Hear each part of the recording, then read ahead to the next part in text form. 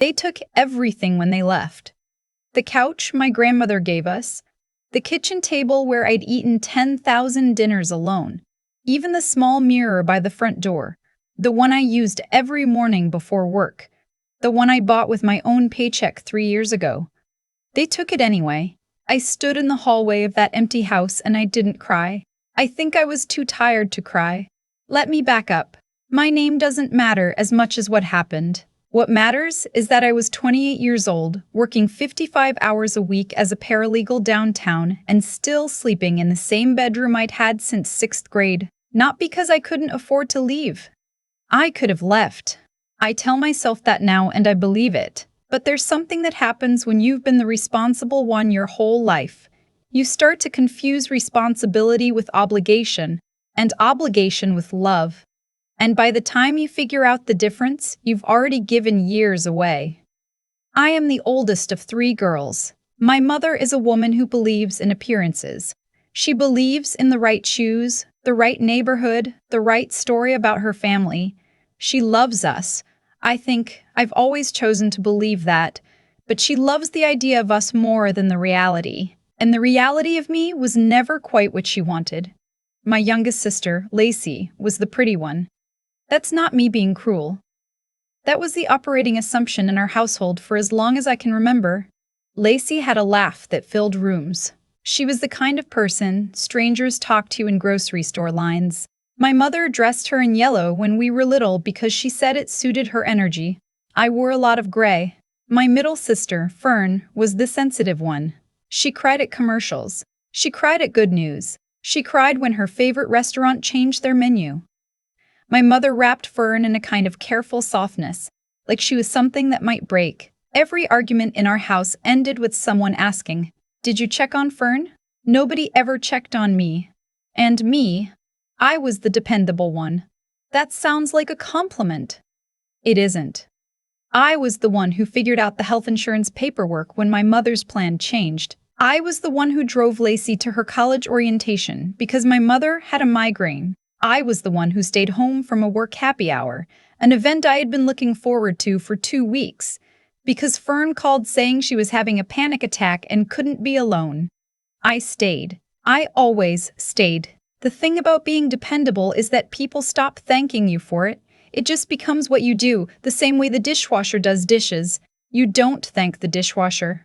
I paid rent. $300 a month, below market rate, yes, but it was an agreement we made when I moved back after graduate school, and I paid it every month without missing once.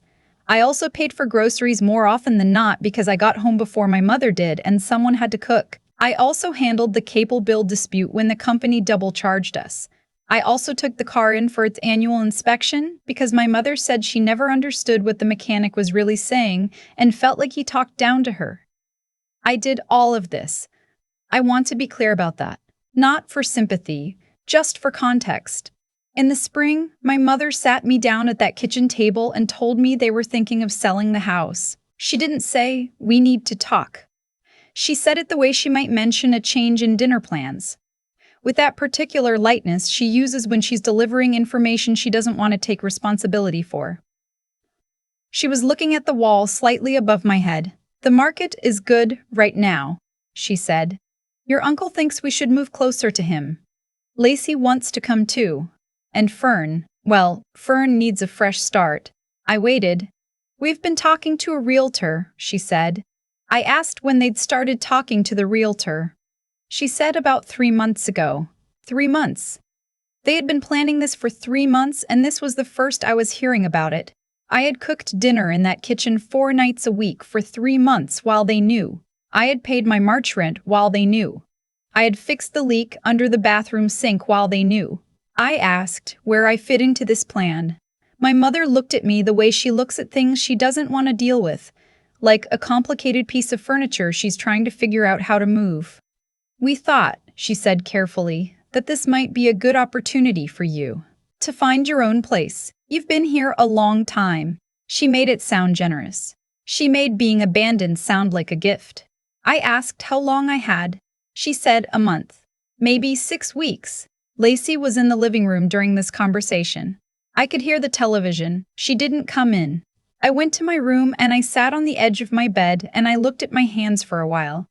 I am not someone who falls apart easily. I learned a long time ago that nobody in my family is good at handling my feelings, so I learned to handle them somewhere else, or not at all. I sat there until I felt steady and then I opened my laptop and I started doing math. Here is something my family did not know about me. I had been saving money since I was 24 years old. Not aggressively, not obsessively, but consistently. A percentage of every paycheck. I didn't have a fancy investment portfolio. I had a high-yield savings account and a small Roth IRA and the discipline to leave them alone. My expenses were low. $300 rent, my own car payment, my own phone. I cooked most of my meals. I didn't have expensive habits. In 4 years, I had saved a little over $62,000. I didn't tell anyone this. Not because I was hiding it, it just never came up. My family did not ask me about my finances. They were not curious about my interior life in general, but especially not about money. Fern thought money was a stressful topic. Lacey assumed everything would work out. My mother believed I was fine because I had never told her otherwise. I started looking at listings that night. Not for apartments. For houses. This is the part people don't understand when I tell them the story. They always ask, why didn't you just rent somewhere? Why go through the complication? And I have tried to explain it in different ways, but the clearest version is this. I wanted something that was mine. Not borrowed, not shared, not conditional. I had spent 28 years being useful in other people's spaces. I wanted a door with my name on the deed. And then I found the listing. I don't know exactly when my mother listed our house, or which website she used, or who the agent was. I found it by accident. I had set up alerts for a specific zip code, the neighborhood I grew up in, because the schools were good and I knew the streets, and it felt like somewhere I could actually imagine staying. And one Thursday evening in early April, I got an alert for a 4-bedroom colonial, updated kitchen, original hardwood floors, motivated seller, asking price listed. It took me about 30 seconds to recognize the address.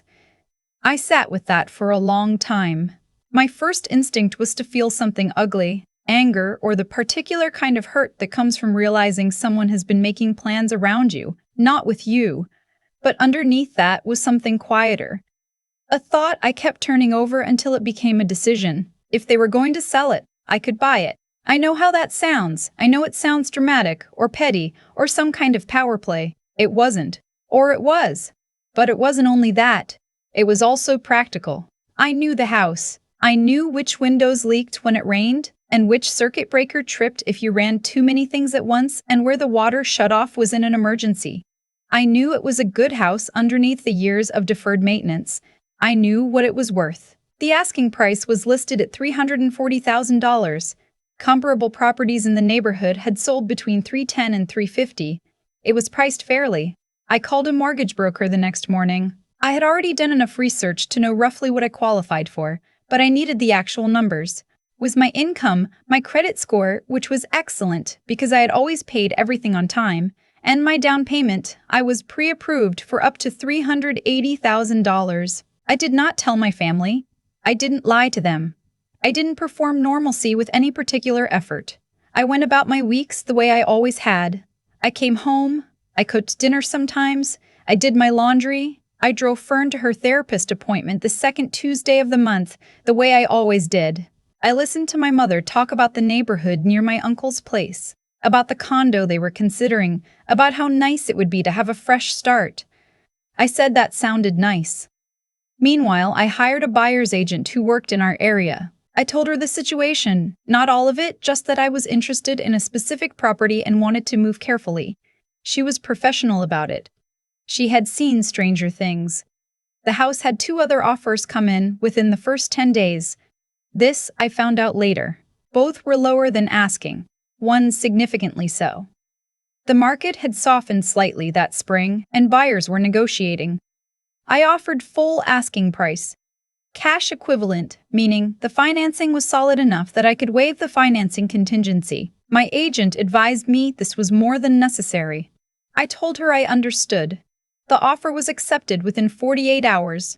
My mother called me on a Saturday morning, voice bright in that particular way she has when she's delivering news she thinks is exciting.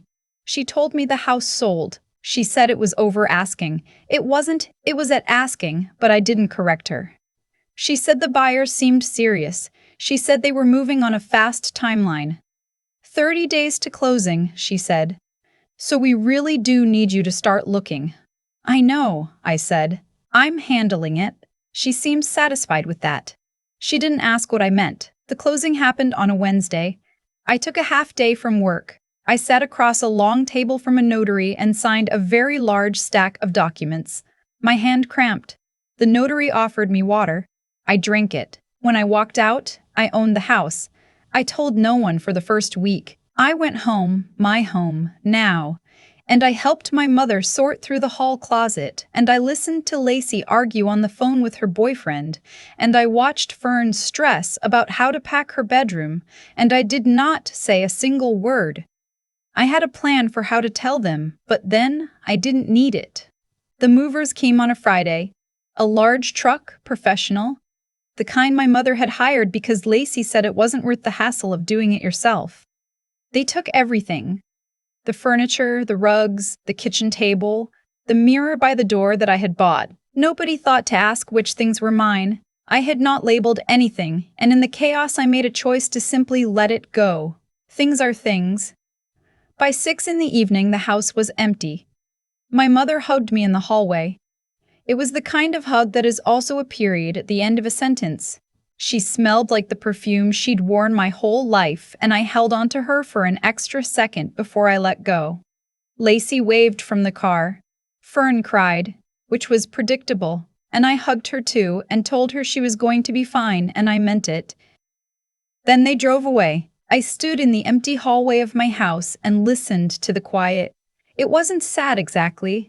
It was more like the feeling at the end of a very long exam, that specific exhaustion that comes with completion, with having held something difficult for a very long time and finally being allowed to set it down.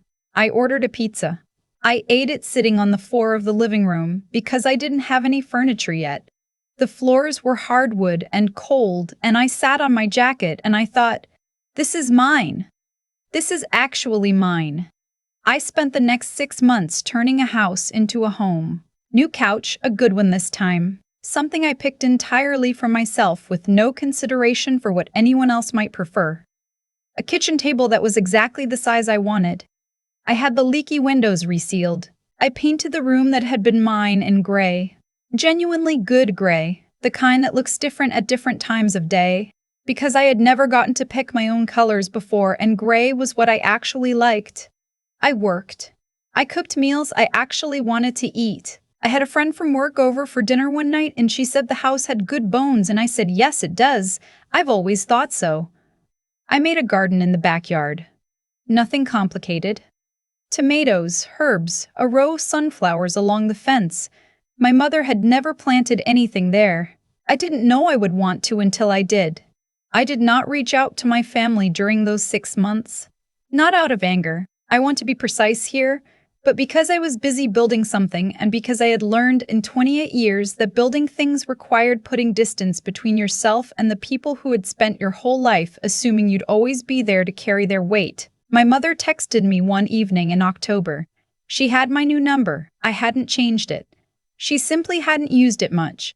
The text said, "Honey, we drove by the old house. Lights were on. The backyard has sunflowers. We asked the neighbor. She said a young woman lives there alone. Is that you? Why are you still there?" I read it twice. Then I called her. She picked up on the second ring, and I could hear in her voice that she was genuinely confused. Not angry, not calculating, just confused the way people are when reality doesn't match the story they've been telling. "Mom," I said, "I bought the house." Silence. "I was the buyer," I said. "My offer was accepted the week after you listed it. I've been here the whole time." More silence. "Then, why didn't you tell us?" I thought about how to answer that. I had thought about it for 6 months, actually. Not obsessively, but occasionally. The way you think about how you'd explain something when someone finally asks. "Because I'd been telling you things my whole life," I said, "and you heard me when it was convenient. So I decided to let the paperwork speak for itself. She didn't say anything. I heard my father in the background ask who she was talking to. I heard her say my name. I heard him say quietly what I had wondered my whole life whether anyone would say, "We should have handled that better." My mother didn't respond to him. She cleared her throat. "Are you happy there?" she asked finally. I looked around my living room. The couch I'd picked. The lamp with the warm bulb I'd chosen specifically because overhead lighting had always made me feel tired. The small bookshelf I'd assembled by myself on a Sunday morning in July, swearing at the instructions, triumphant when it held together. "Yeah," I said. "I am." She said she was glad. I think she meant it. I think there are things she still doesn't understand about what happened, about what it cost me to be dependable for so many years, about what it meant to finally do something entirely for myself, and I'm not sure she ever fully will. That's okay. Understanding has never been a requirement for moving forward. I still talk to my mother. We're working on it. Slowly, carefully, the way you work on anything that was built wrong the first time. Lacey called me on my birthday. Fern sent a card and wrote 3 whole pages inside the way she does, and it made me cry in the good way. They came to see the house in the spring. My mother stood in the kitchen and looked at the updated counters I'd installed, and she started to say something about the old ones, the one she'd chosen. And then she stopped herself. She looked at me instead. "You've made it really nice," she said. "I know," I said. And then, "Because I'm working on being a person who knows when to be generous, thank you. Do you want some coffee?" She said yes. I made it. I stood in my kitchen, in my house, and I made coffee for my mother and I handed her a mug, and she sat down at my kitchen table and we talked for a while the way I had always wanted us to talk, like 2 adults, without the old gravity pulling at the conversation. The sunflowers in the backyard had dried into tall stalks by then. I'd saved the seeds. I was going to plant them again in April. That's the thing about houses. About anything worth keeping, you don't just move into them and call it done. You tend them season after season until they become what you needed them to be all along. I'm still here. I plan to be here for a long time. I've thought about what made the difference. Not luck. I don't think it was luck. Not timing, though timing mattered. What made the difference was something quieter than either of those things. It was the slow, boring, unglamorous decision to keep going when nobody was watching and nobody was impressed. I saved money for 4 years. That sounds simple. It wasn't. It was saying no to things I wanted. It was watching coworkers take trips I couldn't justify, buy apartments I didn't yet have the down payment for, spend freely in the way that feels good in the moment and costs you later. I'm not saying they were wrong. I'm saying I made a different choice and I made it quietly, without announcing it, without needing anyone to approve it. That's the part I want to sit with. The not needing approval, because for most of my life I had been trying, in one way or another, to earn it from people who had decided before I walked in the room how much I was worth to them. My mother is not a villain. I want to be clear about that. She is a person who learned a certain way of organizing the world, who gets protected, who does the protecting, and she applied that system to her family without ever really examining it. Lacey got softness. Fern got patience. I got reliability, which they mistook for toughness, and I let them mistake it because I didn't know yet that I had a choice. What I understand now is that actions compound, not in a mystical sense, just practically. Every time I paid a bill on time, my credit score went up. Every time I transferred money to savings instead of spending it, that number grew. Every time I stayed quiet instead of performing my resentment, I preserved something in myself that could be used later. None of those individual moments felt significant. None of them felt like strategy. They just felt like getting through the week, but they added up to a deed with my name on it. That's the thing about integrity, about actual follow-through. It doesn't announce itself. It just accumulates, and then one day you have something real, something no one can take back, something that exists independent of whether anyone believed in you while you were building it. Fern cried when she saw the house. She said she was sorry, in that way she has, all feeling and no specific content. And I told her there was nothing to be sorry for because I meant it. What happened wasn't a wound I needed her to apologize for. It was an education. A long, sometimes painful, ultimately clarifying education in what I was capable of when I stopped waiting for someone else to decide it was okay for me to try. My mother stood in my kitchen and said the house looked nice, and I made her coffee. That matters to me, that I could make her coffee. Not because I owed her anything in that moment, but because I had finally gotten to a place where generosity was a choice I was making freely, not a performance I was giving out of fear. That's what I'd want anyone to take from any of this. Not the house, not the twist, just the part where I stopped asking permission.